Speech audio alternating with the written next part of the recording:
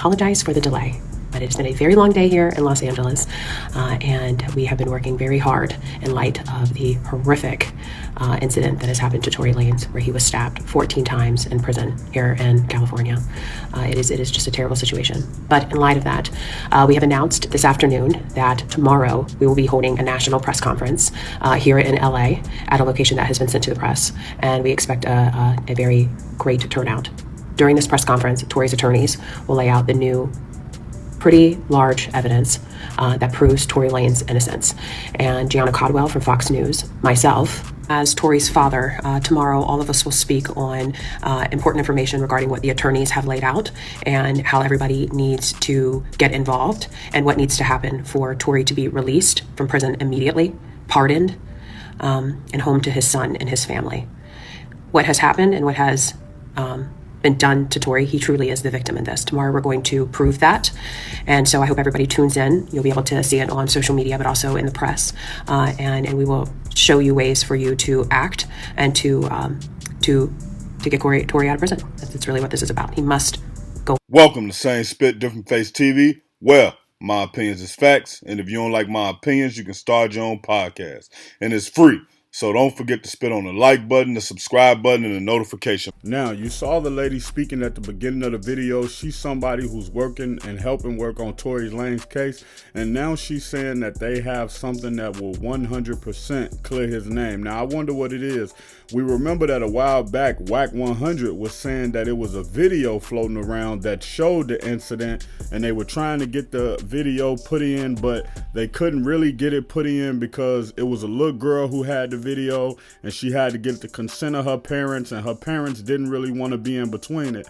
Now for me, I felt like that was kind of bad for Whack 100 to say this, because I felt like anybody who could benefit from suppressing that tape could go to the family and give that family some money for that tape. But we don't know what it is that's going to drop. I'm just pointing that out because that's something that came up last time. Now, whatever the evidence has to be something. I just think it might be something video, because when you look at the whole situation, they said there's no more DNA on the gun, so it's no way they can test the gun unless it's somebody else who was there and witnessed it, and that can come and say, yeah, this is exactly what happened. This is why we didn't come forward.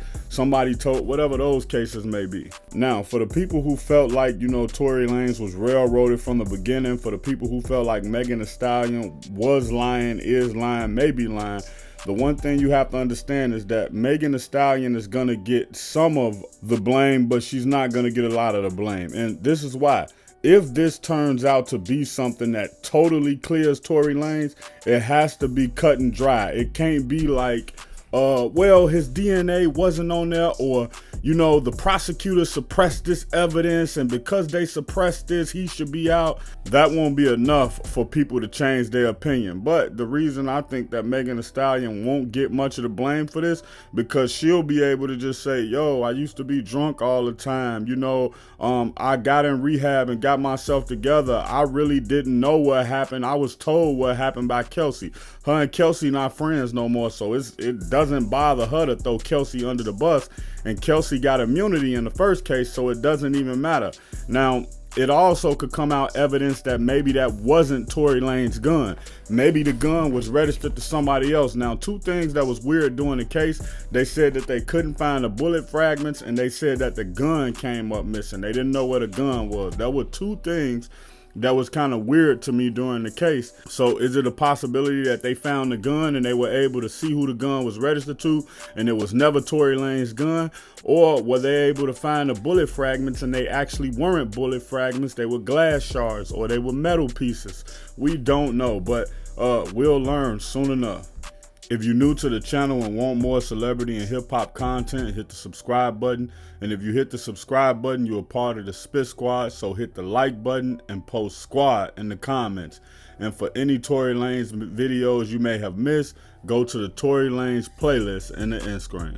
Check out my original Chicago hood movie in the end screen, No Time to Play Fair. If you into sneakers, you a sneakerhead, you love seeing the new Jordans, Pumas, whatever it may be, Subscribe to Kicking It with Fairplay 2333. If you're trying to follow me on my basketball journey, my weightlifting and fitness journey, and also be inspired to get back on your fitness journey, subscribe to Fairplay, Flex, and Fadeaway.